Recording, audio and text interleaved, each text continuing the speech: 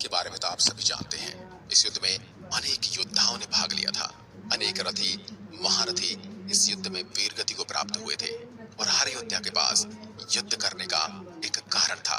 किसी की मजबूरी थी तो किसी का स्वार्थ था, किसी की प्रतिज्ञा थी तो किसी का प्रतिशोध। किसी ने अपने अधिकार के लिए युद्ध किया तो किसी ने अपने अहंकार के लिए। लेकिन एक योद्धा ऐसा भी था जिसका इस युद्ध में कोई लाभ नहीं था और उस योद्धा का नाम था अंगराज कर्ण, जिसे हम सूर्यपुत्र कर्ण भी कहते हैं। कर्ण दुर्योधन का परम मित्र था, लेकिन कर्ण से मित्रता में भी दुर्योधन का अपना स्वार्थ था। लेकिन कर्ण दुर्योधन की मित्रता में कोई स्वार्थ नहीं था और कर्ण ने अपने प्राण देकर अपनी मित्रता का प्रमाण दिया था। अर्जुन का बाण लगने से जब कर्ण पीड़ा से कराह रहा था, उसके मन में बहुत से प्रश्न उठ रहे थे, जिसके उत्तर जानने के लिए कर्ण ने अपने अंतिम समय में श्री कृष्ण को याद किया और उन्हें पुकारा। तब भगवान श्री कृष्ण कर्ण के निवेदन पर उनके पास गए और कर्ण ने भगवान श्री कृष्ण से प्रश्न किया। वो कहते हैं, हे वासुदेव, मेरे मन में कुछ प्रश्न है जिनके मैं उत्तर जानना चाहता हूँ। भगवान कृष्ण ने कहा, पूछो राधे, क्या प्रश्न है तुम्हारे मन में? कर्ण भगवान से पूछते हैं, मेरी माता ने मेरे जन्म के साथ ही मेरा त्याग कर दिया था, क्योंकि मैं माता के विवाह से पूर्व जन्मा था। किंतु अवैध पुत्र के रूप में जन्म लेने में मेरा क्या अपराध था माधव? गुरु द्रोणाचार्य ने भी मुझे शिक्षा देने से मना कर दिया, क्योंकि मैं सूत पुत्र था। क्षत्रिय होते हुए मैं क्षत्रिय न था। मैं जीवन भर इस बोझ के साथ जीता रहा, परंतु इसमें मेरा क्या अपराध था माधव? भगवान परशुराम ने मुझे शिक्षा तो दी, किंतु श्राप भी दिया कि जब मुझे इस विद्या की सबसे ज्यादा आवश्यकता होगी, उस समय मैं अपनी विद्या भूल जाऊंगा, क्योंकि अपने गुरु परशुराम के अनुसार मैं क्षत्रिय था, जबकि मैंने गुरु की नींद खराब न हो इसलिए मैंने एक असहनीय घाव की पीड़ा को सहा था माधव, जिसके उपहार स्वरूप उन्होंने मुझे श्राप दे दिया। क्या गुरु को कष्ट न हो इसलिए पीड़ा को सहना मेरा दोष था? हे माधव, जब एक बार मैं अपने शब्द भेदी बाण की विद्या का अभ्यास कर रहा था, तब मेरा एक बाण गलती से गाय के बछड़े को लग गया, जिस वजह से उस बछड़े की मृत्यु हो गई। यह बस एक दुर्घटना मात्र थी माधव, जिसके लिए मैंने बार बार क्षमा मांगी, किंतु उस बछड़े के स्वामी ने मुझे श्राप दे दिया कि इस बछड़े की तरह ही मेरी मृत्यु भी असहाय अवस्था में होगी। इस दुर्घटना में मेरा कोई दोष नहीं था माधव, परंतु फिर भी मुझे उसके श्राप को भोगना पड़ा। हे माधव, दुर्घटना तो किसी से भी हो सकती है, इसमें इतना बड़ा अपराध, इतना बड़ा दंड? हे माधव, द्रौपदी के स्वयंवर में भी मेरा अपमान किया गया था, क्योंकि मैं सूत पुत्र था। क्या सूत पुत्र होना मेरा स्वयं का चुनाव था? इसमें मेरा क्या अपराध था माधव? माता कुंती ने भी अंत समय में अपने पुत्र को बचाने के लिए मुझे मेरे जन्म का रहस्य बता दिया। मुझे आज जो कुछ भी प्राप्त हुआ है, ये सब तो दुर्योधन से ही प्राप्त हुआ है ना? तो यदि मैंने दुर्योधन के पक्ष से युद्ध किया तो मैंने गलत क्या किया? इसमें मेरा क्या अपराध है? भगवान कृष्ण ने कर्ण की सारी बातें सुनने के पश्चात उत्तर देते हुए कहा, कर्ण, मेरा जन्म कारागार में हुआ था। मेरे जन्म से पूर्व से ही मेरी मृत्यु मेरे मामा कंस के रूप में मेरी प्रतीक्षा कर रही थी। जिस रात मेरा जन्म हुआ था, उसी रात मुझे मेरे माता पिता से अलग कर दिया गया था। मुझे तो ग्वाले की गौशाला मिली। कर्ण, तुम्हारा बचपन तो तलवार, धनुष, हाथी, घोड़े और बाणों के बीच बीता था। मैं तो खड़ा होकर चल भी नहीं पाया और मुझ पर प्राणघाती हमले हुए। कोई सेना नहीं, कोई गुरु नहीं, कोई शिक्षा नहीं। लोगों ने तो मुझे सिर्फ ताने ही दिए हैं। जब तुम्हारे गुरु तुम्हारे शौर्य की तारीफ कर रहे थे, भगवान शंकर को छोड़कर तुम्हें और कोई पराजित नहीं कर सकता है। मुझे उस उम्र तक कोई शिक्षा भी नहीं मिली थी।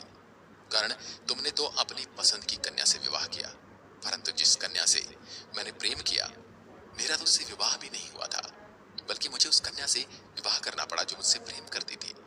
जरासंध से बचाने के लिए मुझे मेरी पूरी प्रजा को यमुना के भीड़ में खड़े खड़े, झूले पर बड़े बड़े, आज हलचल है।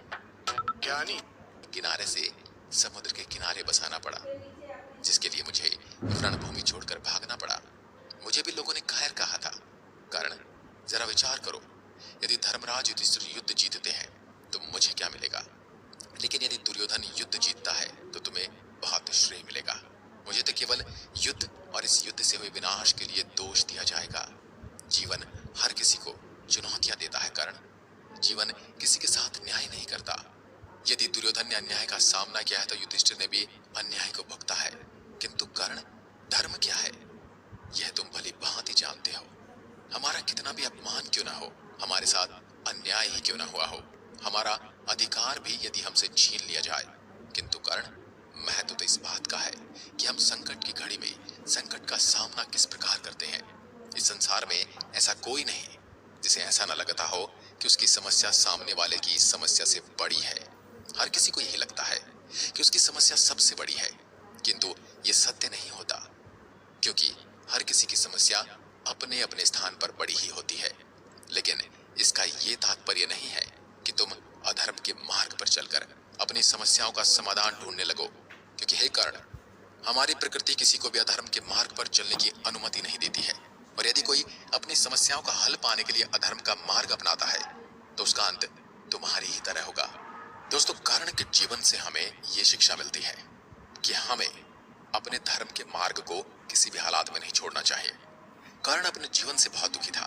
कर्ण को सदैव यही लगता था कि उसका जीवन कष्टों में बीता, उसके साथ अन्याय हुआ। किंतु जब भगवान श्री कृष्ण ने अपने जीवन की तुलना कर्ण से की तो कर्ण को समझ आ गया कि श्री कृष्ण के जीवन के सामने तो मेरी समस्या कुछ भी नहीं है। अंत समय में कर्ण श्री कृष्ण द्वारा दी गई ज्ञान को सुनकर बेहद तृप्त महसूस कर रहा था और कर्ण ने शांत मन से अपना देह त्याग किया। और यह आपको भी पता है और यह हमें भी पता है और हम सभी को यही लगता है कि हमारी समस्या सबसे बड़ी है, हमारा भाग्य हमारे साथ नहीं है, परेशानियां सिर्फ हमारे ही जीवन में सबसे ज्यादा है। लेकिन ऐसा नहीं है। यदि हम दूसरों की समस्याओं पर ध्यान दें, उनकी परेशानियां भी सुने, तो हमें हमारी समस्या बहुत छोटी लगने लगेगी। हमें छोटी छोटी समस्याओं के लिए अपनी किस्मत को दोषी मानते हैं।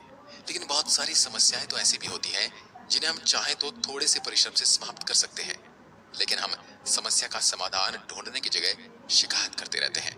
हमारी यह प्रवृत्ति होती है कि जो हमारे पास होता है हम उसे स्वीकारते नहीं, नकारात्मक दृष्टिकोण से उसे देखते हैं। यदि कोई बेरोजगार है तो वह दुखी है, और यदि किसी के पास नौकरी है तब वह अपने काम से दुखी है।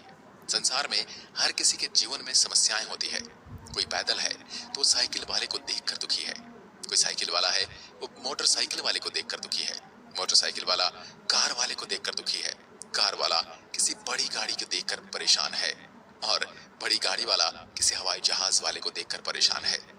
यदि हम इसी दृष्टिकोण को उल्टा कर दें तो ऐसे बहुत से लोग हैं जिनके पास पैसा है, जिनके पास गाड़ी है, घोड़ा है, जिनके पास जहाज तक है, लेकिन चलने के लिए पैर नहीं है, वो चलने के लिए तरसते हैं। तो जीवन में ऐसा कोई नहीं है जिसके पास समस्याएं ना हो, और ऐसा कोई दिन नहीं आएगा जब हमारी सारी समस्याएं समाप्त हो जाएंगी, सिवाय उस दिन के जिस दिन हमारी सांसें समाप्त हो जाएंगी। हमें हमारी समस्याओं को सकारात्मक दृष्टिकोण से देखना चाहिए, उनके समाधान खोजना चाहिए।